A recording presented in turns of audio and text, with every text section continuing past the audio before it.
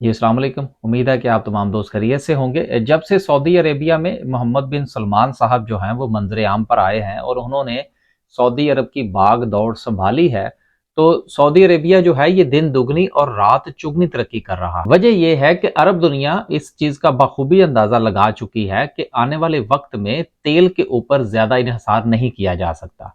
आपको याद होना चाहिए कि दुबई में भी ये तजर्बा पहले ना सिर्फ कि किया जा चुका है बल्कि कामयाब हो चुका है। और दुबई का इस वक्त जो इन्हिसार है सारा का सारा, वो उसकी ऑयल की प्रोडक्शन पर नहीं है बल्कि वो टूरिज्म से और सब वो उनकी एयरलाइन है। दुबई की एमिरेट्स एयरलाइन जो है वो दुनिया की बहुत बड़ी एयरलाइंस में शुमार होती है। आपने तकरीबन तकरीबन दुनिया के अगर किसी भी खित्ते में सफर करना है तो वहां से आपको कनेक्टेड फ्लाइट जो है वो मिल जाती है।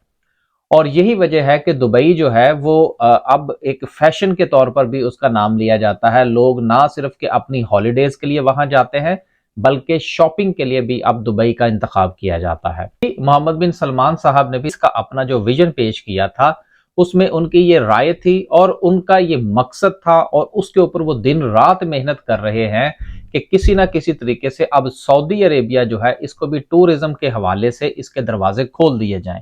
दुनिया के लोग जो है वो सऊदी अरेबिया आए, अपना वक्त गुजारें, यहाँ पर पैसा खर्च करें, यहाँ की इकोनॉमी में अपना हिस्सा डालें और वापस चले जाएं। लेकिन सवाल ये पैदा होता है कि अगर ये ख्वाब देखा गया तो इस ख्वाब को शर्मिंदा ताबीर करने के लिए किसी भी मुल्क की टूरिज्म इंडस्ट्रीज बैकबोन कहलाती है, वो उस मुल्क की एयरलाइन होती है।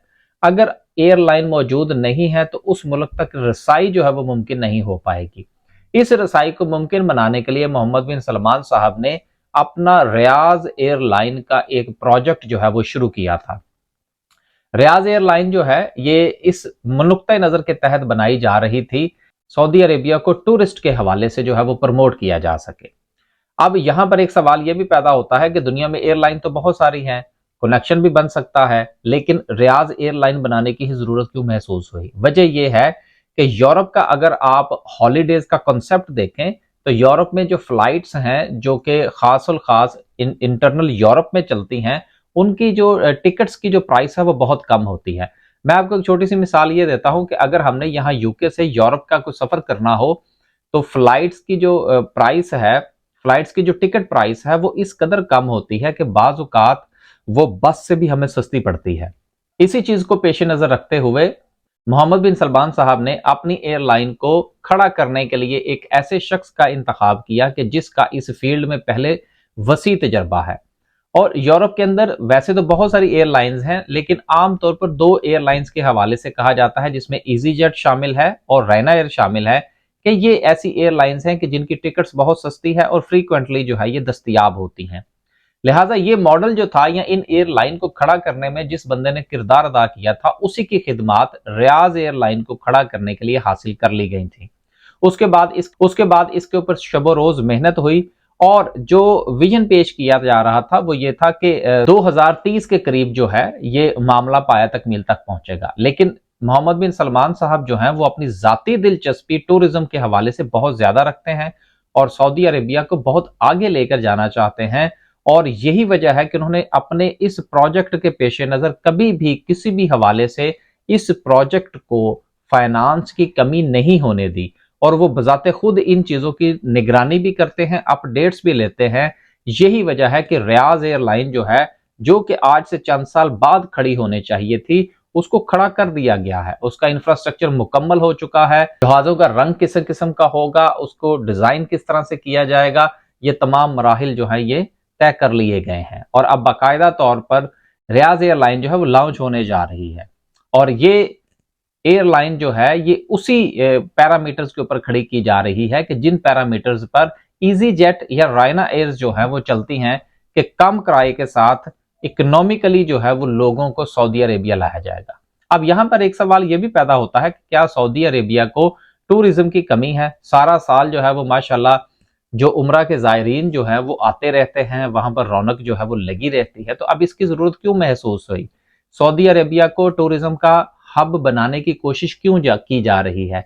देखिए उसकी वजह यह है कि जो सऊदी शाह खानदान है उनकी एक अपनी एक पॉलिसी है कि हज और उम्रा पर आने वाले जो ज़ायरीन हैं ان کو وہ ایز اے بزنس نہیں لیتے، بلکہ عمرہ پر آنے والے، کیونکہ میرا خود بھی یہ ایکسپیرینس رہا ہے کہ وہاں پر آپ جائیے، آپ کو کھانے پینے کے حوالے سے کسی قسم کی کمی کا سامنا نہیں کرنا پڑے گا کہ آپ کے پاس پیسے ہیں یا نہیں ہیں۔